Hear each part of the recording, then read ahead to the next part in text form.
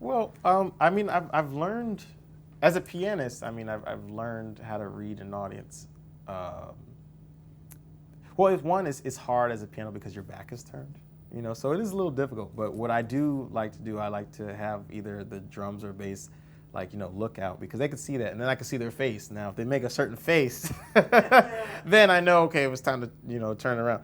But really, it's just by listening to the audience too. I mean, because I believe that whether it's trio or big band or whatever you're playing in, the band is bigger than that. The band is the audience included. So listening to the guys on the stage is just as important, but also listening to them in the audience is even more important, because these subtle things can trigger something. Somebody coughs, okay, why are they coughing? Or are they bored? Are they sick? Like what's going on? You have to pay attention to that. Or I like to be very personable, like when I have my shows. So I'll ask how they're doing. I'll ask, is everybody all right? Like how's this side of the room? How's this side of the room? Okay, and I look at people. Like I used to watch a whole bunch of videos of Nat King Cole and how he would play like this. Now I can't play like that, but the fact that he would just try to read the audience, um, I thought was very amazing. I mean, all the great artists do. I mean, from McBride, he does that wonderfully. And it's really he's a master at doing that. So also talking to him, talking to older musicians, trying to figure out, okay, you've been playing this long, how do you do it?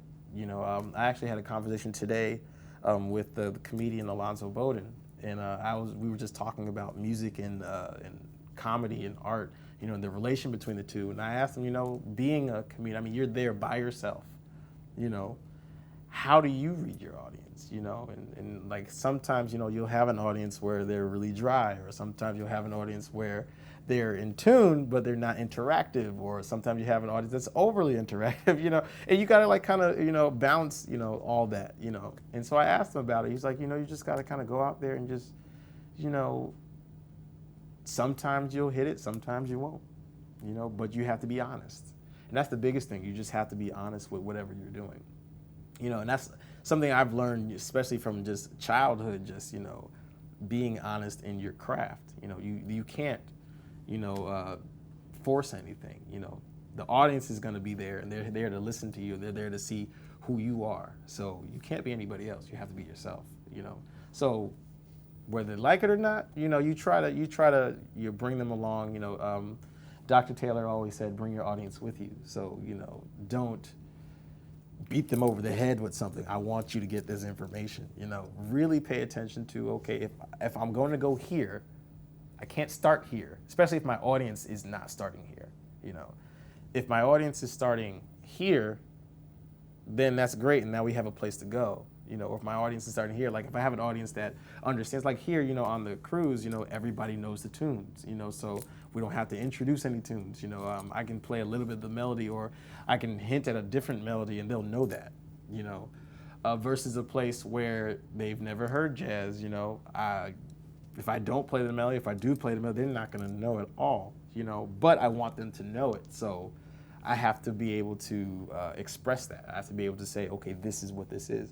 And again, Dr. Taylor was a complete master at doing that, because he would just break it down for you. He would say, this is what's going to happen. This is going to happen, Sometimes he might even say, this is the melody.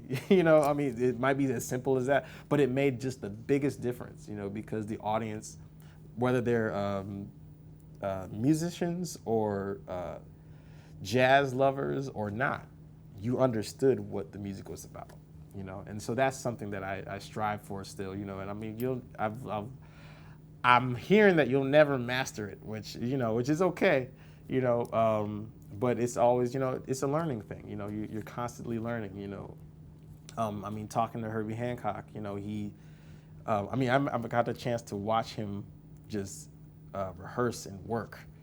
And just to watch him just still try to figure things out, was amazing. It was so humbling because I was like, okay, if Herbie's still trying to work things out, I definitely got to work things out, and I have a long way to go, so doing that and trying to read your audience is a big challenge, but you know, you learn it, you hit some, you lose some, you know, you still kind of got to go through it, you know, and so I'm still working at it, but you know, it's going there, it's getting there.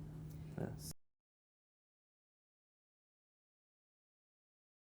And children from, you know, 1 year old to, I mean, high school, college, you know, I mean, there's this hunger, you know, that people have and people want, especially, you know, 21, 25, 30, 35, 40, 45, 50. I mean, there's this hunger of wanting to know information and wanting to know music, you know, and wanting to be able to express yourself, you know, and so the goal for me is to be able to capture that and to be able to say, you know, hey, you can express yourself. You can express yourself any kind of way through this music of jazz, you know.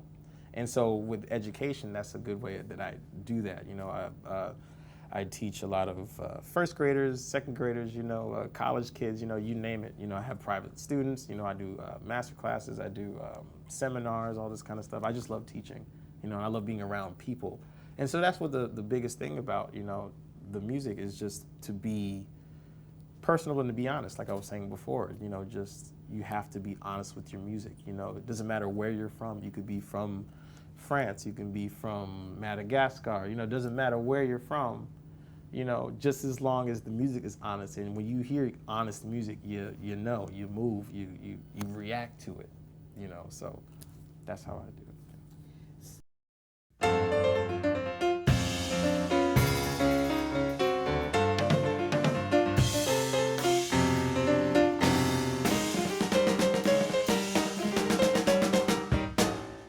This is Christian Sands, and for more videos, go to JazzTimes.com.